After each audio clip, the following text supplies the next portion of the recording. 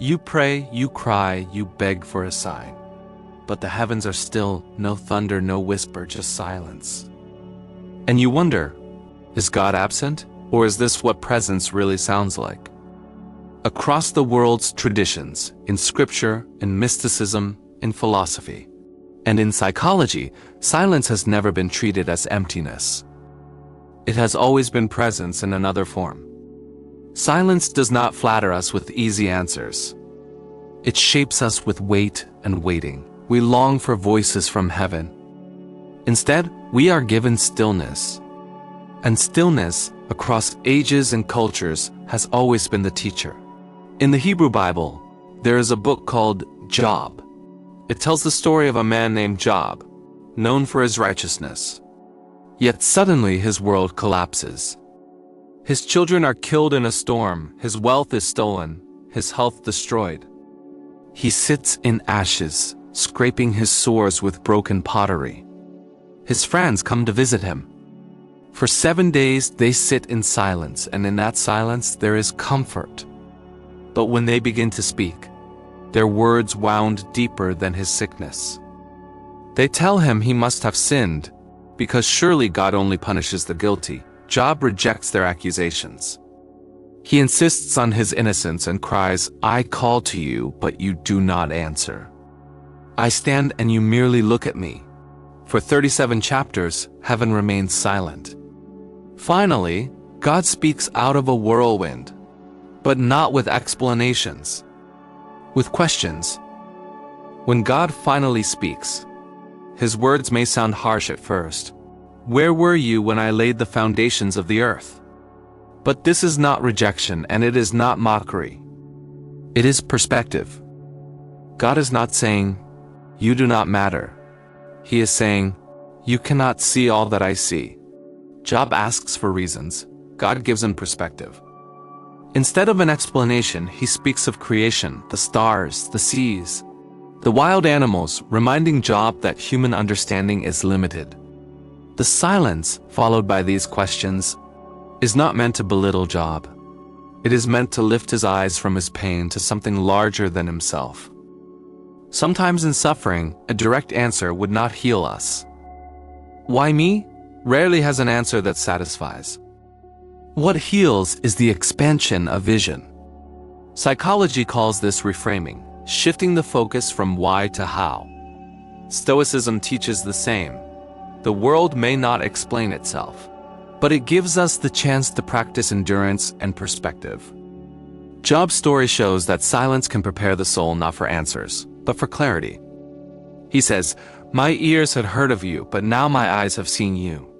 In that moment, Job does not receive reasons, but vision. Silence has given him perspective, and perspective becomes enough. It is the same lesson psychology and Stoicism remind us of. We may not control the world, but we can learn to endure it with clarity and strength. In Christianity, the crucifixion is the center of the faith.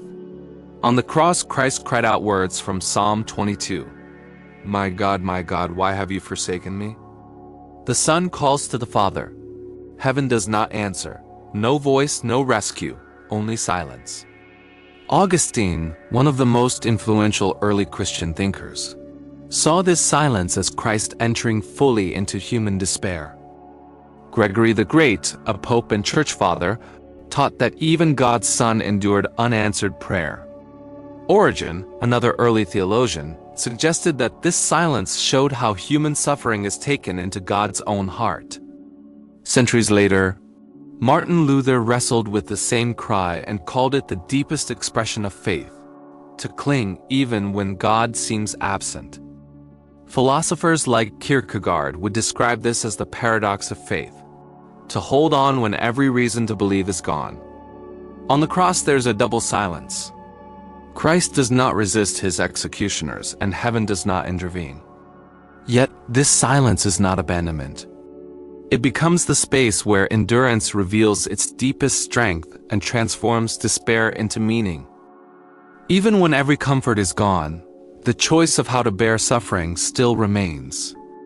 In Buddhism, silence itself became a teaching. The Buddha refused to answer certain metaphysical questions about eternity, the soul, or the universe's beginning. These became known as the unanswered questions. His silence was not ignorance. It was a different kind of wisdom. He knew such questions only trap seekers in speculation. Zen Buddhism deepened this lesson with the koan, riddles that cannot be solved by logic. Their purpose is to collapse thought, pushing the mind into silence where true insight appears. In meditation, silence is not emptiness but attention sharpened to the present moment, where liberation begins. Psychologically, this silence breaks compulsive overthinking. We demand explanations for what cannot be solved, wearing ourselves down with why. The Buddha's silence invites release. Stoicism agrees. Cleanthes, in his hymn to Zeus, praised the cosmos as silent harmony, teaching that reverence, not endless analysis, is the path to wisdom. Both traditions remind us that truth is not always spoken. Sometimes it is lived. Shinto, the ancient spiritual tradition of Japan, has no single founder or scripture. It is a way of reverence. The world is alive with kami, spirits in mountains, rivers, forests, stones, wind, and sun. Passing through a torii gate, you step from ordinary space into sacred attention. At the shrine you purify, bow twice, clap twice, bow again. The aim is not to force the gods to speak, but to tune the heart to stillness. Japanese aesthetics call this me, the sacred interval, the space between sounds where meaning arises. And wabi-sabi, the beauty of simplicity, imperfection, and the quiet passing of time. Psychology confirms what Shinto intuits. Nature's silence heals. Time among trees lowers stress, restores focus, and calms the nervous system. Stoicism also revered nature. Marcus Aurelius wrote of steady rivers and starlit nights as teachers of calm. Both Shinto and Stoicism show that silence in nature is not empty. It is formation without words. Within Jewish mysticism, especially Kabbalah, silence appears as tzimtzum, God's self-withdrawal to make room for creation. What feels like absence is restraint that grants freedom. Alongside this is the Shekinah, the indwelling presence, quiet, hidden, nurturing.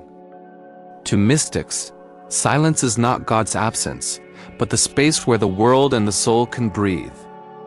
Psychologically, tzimtzum is the wise parent stepping back so the child can stand. Without that space, there is no maturity. Stoic teachers like Musonius Rufus said the same. Character is forged when comfort is withheld. Silence is not neglect. It is the ground where responsibility takes root. Across cultures, true authority keeps its poise. Kings wait before speaking. Judges hold silence before they rule. Priests pause before they bless. The Hebrew Bible calls God El Elyon, the Most High, not the loudest but the highest. Mountains, stars, and truth itself do not shout. They wait until we are ready to listen.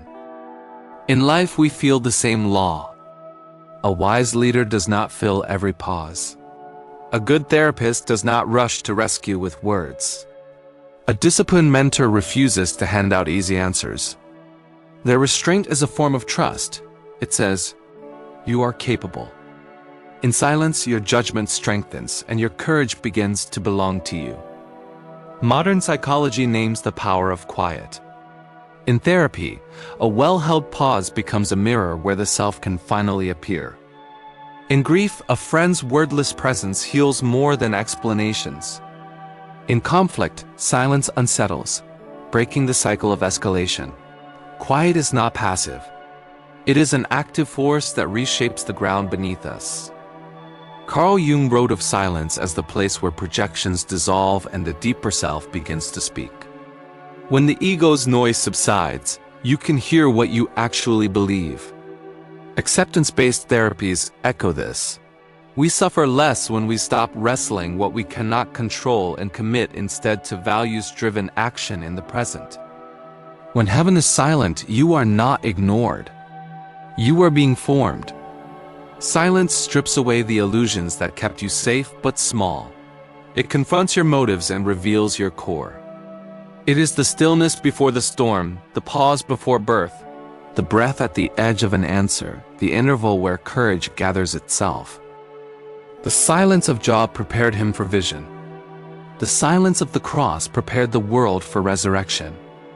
The silence of the Buddha broke illusions.